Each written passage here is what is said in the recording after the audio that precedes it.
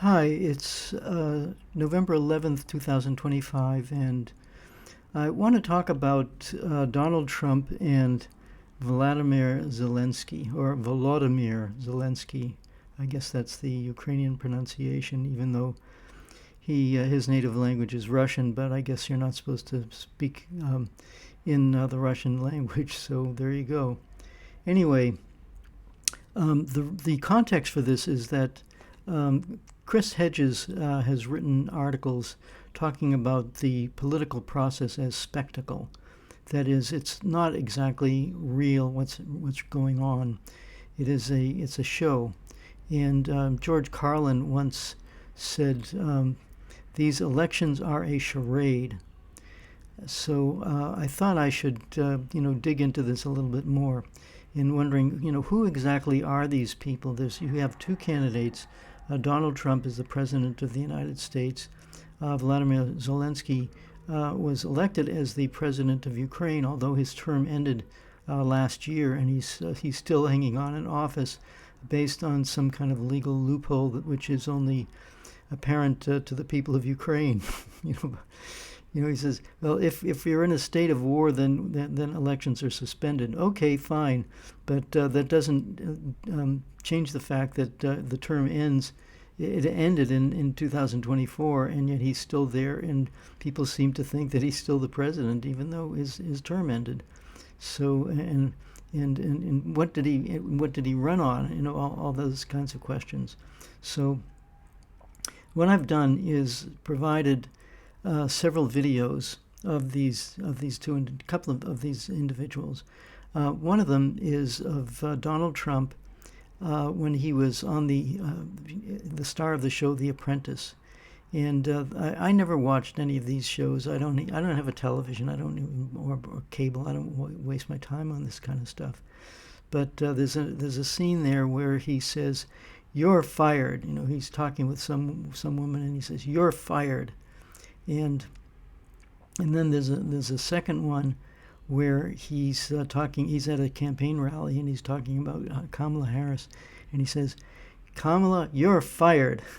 So that's Donald Trump, and I'm going to go into more detail about who this guy is. But then you have Vladimir Zelensky, and Vladimir Zelensky is the president of Ukraine.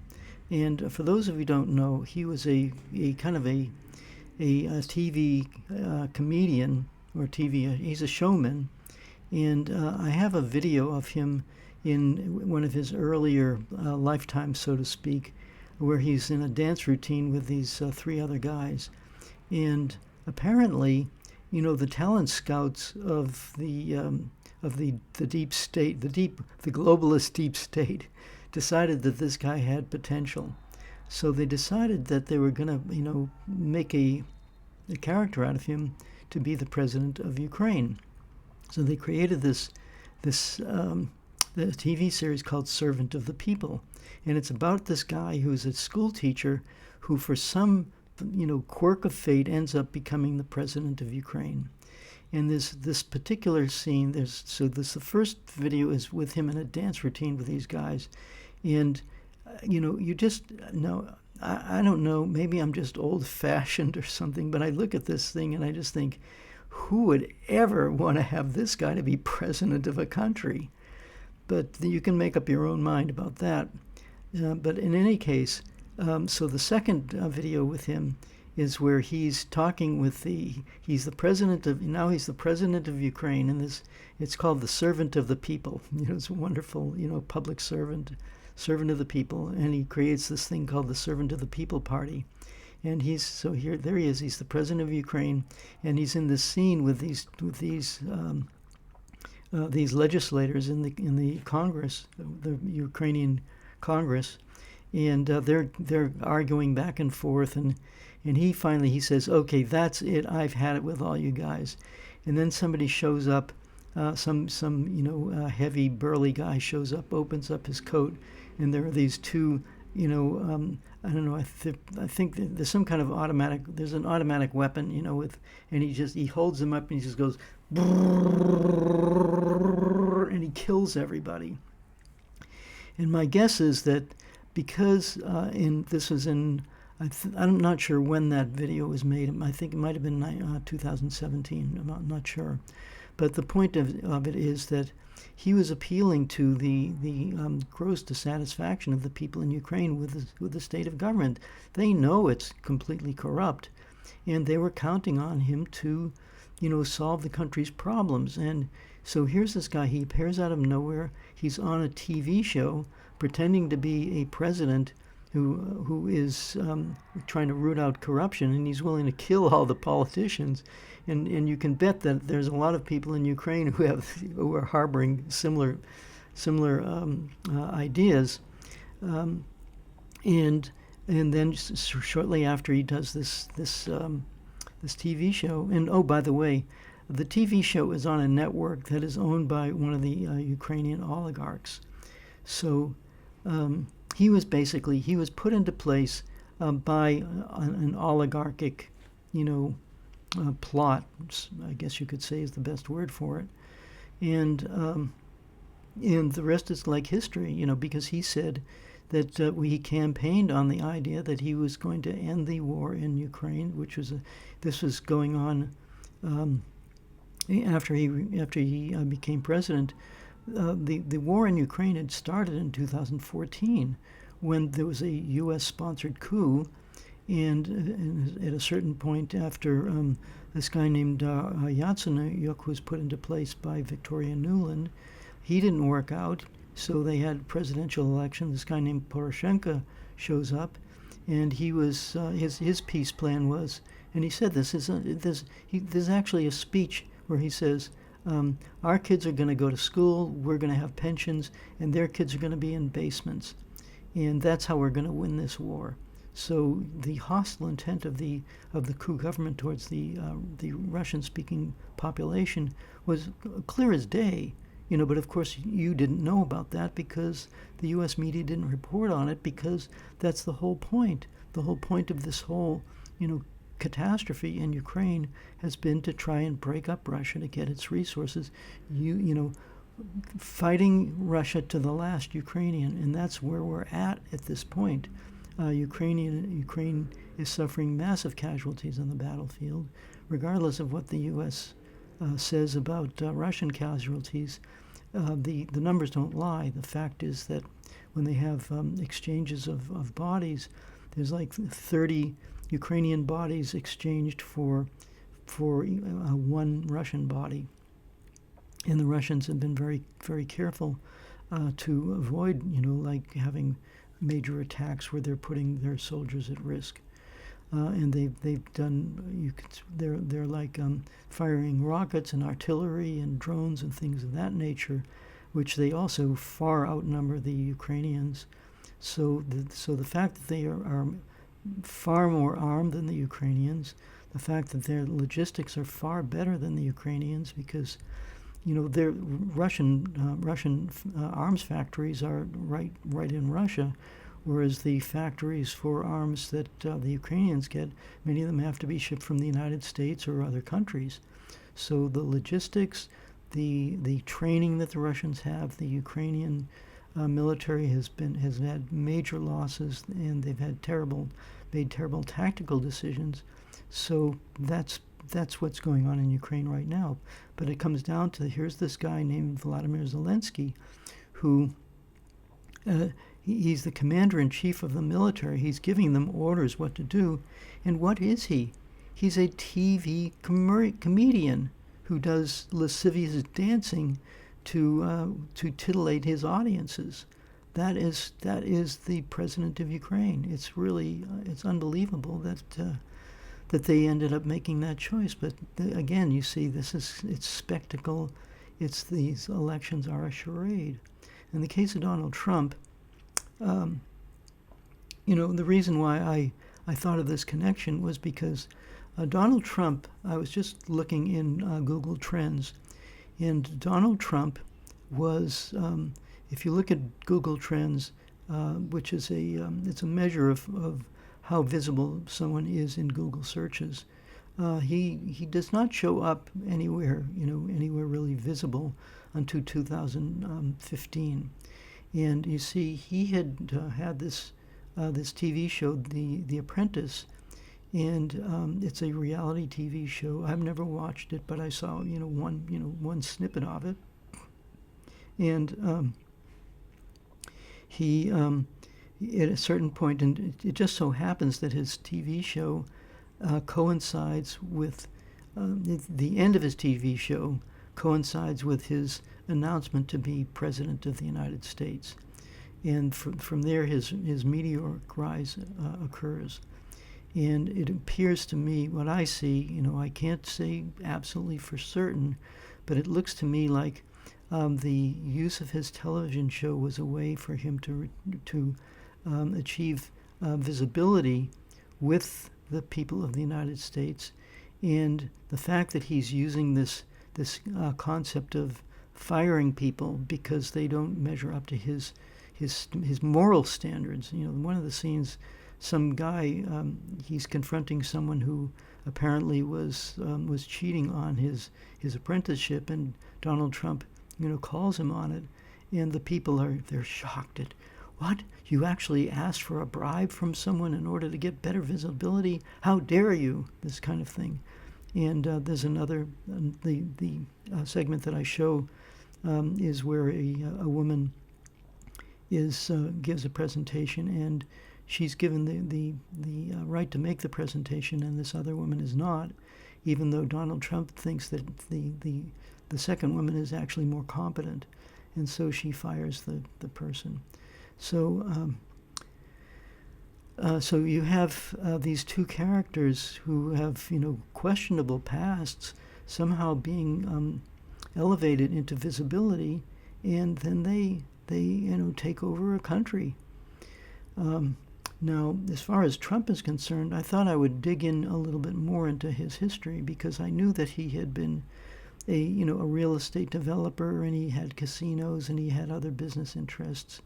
But I knew that he also had a fairly he had a history of litigation of people who were unhappy with whatever he was offering, whether it was the so-called Trump University, where he was charging people, several thousand or even several tens of thousands of dollars in order to become a great real estate success. And he got sued numerous times, and he had to pay a lot of people back. That was just one example. But I was just looking in the Wikipedia article, which talks about, the article is like 13,000 words long. It has 400 footnotes. And they say that he was involved in his career, involved in lawsuits 4,000 times. I mean, I'm not as old as Donald Trump, but I've had a couple of